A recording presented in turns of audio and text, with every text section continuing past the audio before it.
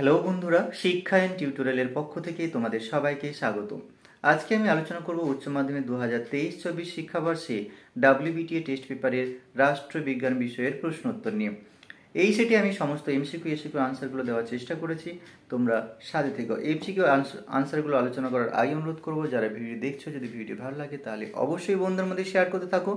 আর যদি তোমরা আমাদের চ্যানেল নতুন হও তাহলে অবশ্যই চ্যানেলটি সাবস্ক্রাইব করে আমাদের সাথে যুক্ত থেকো।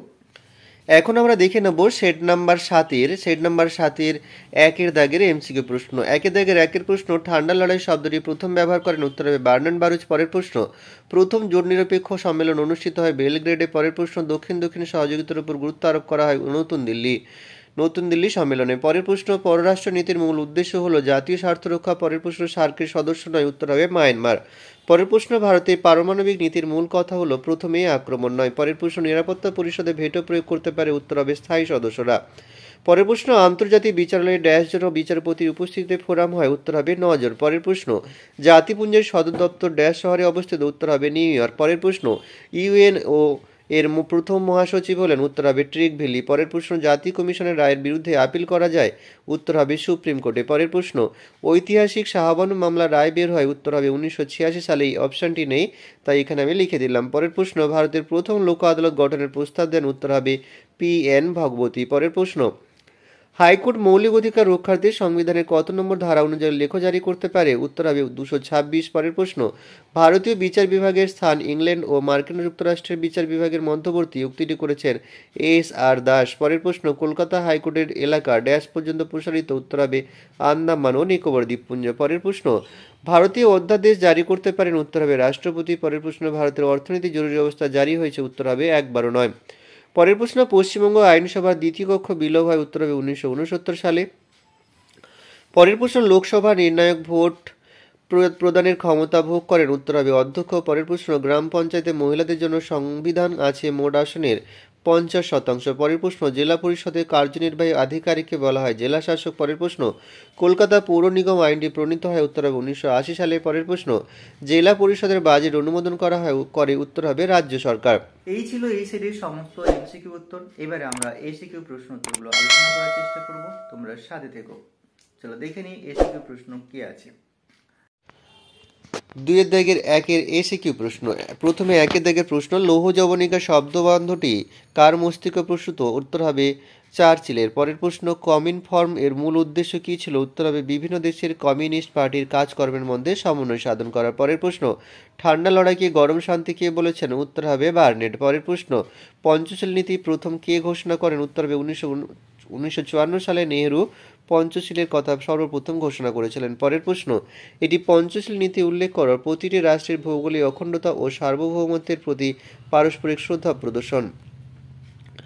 পরের প্রশ্ন, জোট নিরপেক্ষতা কাকে বলে, উত্তর হবে কোনো শক্তি ও জোটের সঙ্গে যুক্ত না থেকে শান্তিপূর্ণ ও স্বাধীনভাবে রাষ্ট্রনীতি নির্ধারক করাকে জোট নিরপেক্ষতা বলা হয়। পরের প্রশ্ন, CTBT পুরো কথাটি কি, উত্তর হবে কম্প্রিহেন্সিভ টেস্ট বিন ট্রিটি। পরের প্রশ্ন, ভারতের পররাষ্ট্র নীতির দুটি বৈশিষ্ট্য উল্লেখ করো, উত্তর হবে জোট নিরপেক্ষতা এবং পঞ্চশীল। পরের প্রশ্ন, the making of foreign policy গ্রন্থটি কার রচনা, উত্তর হবে জোসেফ ফ্র্যাঙ্কেল। পরের প্রশ্ন, সাপটা এর পুরো নাম কি, south Asian preparation trade agreement. পরের প্রশ্ন, লিগ অব নেশনস কবে প্রতিষ্ঠিত হয়, উত্তর হবে 1920 সালে 10ই জানুয়ারি। পরের প্রশ্ন, সম্মিলিত জাতিপুঞ্জের মুখ্য প্রশাসনিক অধিকর্তাকে, উত্তর হবে অধিকর্তা মহাসচিব। পরের প্রশ্ন, অর্থনৈতিক ও সামাজিক পরিষদের দুটি বিশেষজ্ঞ সংস্থার নাম লেখো, উত্তর হবে আন্তর্জাতিক শ্রমিক সংস্থা বা ILO এবং আন্তর্জাতিক অর্থ ভাণ্ডার বা IMF।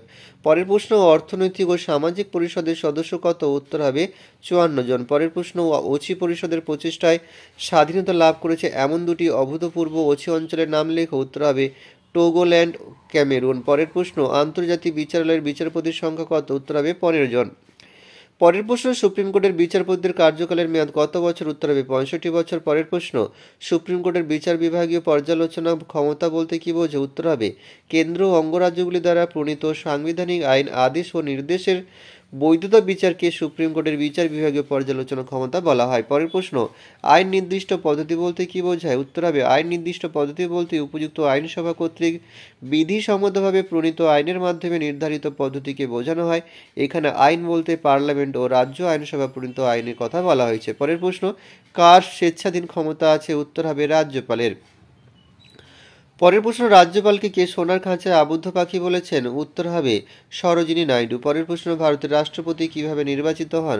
ভারতের রাষ্ট্রপতি একক হস্তান্তরযোগ্য সমানুপাতে প্রতিনিধিত্বের নীতির ভিত্তিতে গোপন ভোটের দ্বারা নির্বাচিত সংস্থা কর্তৃক নির্বাচিত হন। পরের প্রশ্ন, গ্রাম সভা কাদের নিয়ে গঠিত? প্রতিটি গ্রাম পঞ্চায়েতের সকল ভোটদাতাদের নিয়ে গ্রাম সভা গঠিত। পরের প্রশ্ন, পঞ্চায়েত সমিতির প্রধান কর্মকর্তা কে? উত্তর হবে সভাপতি। পরের প্রশ্ন, পৌরসভার দুটি কমিটির নাম লেখো, বড় কমিটি আর ওয়ার্ড কমিটি।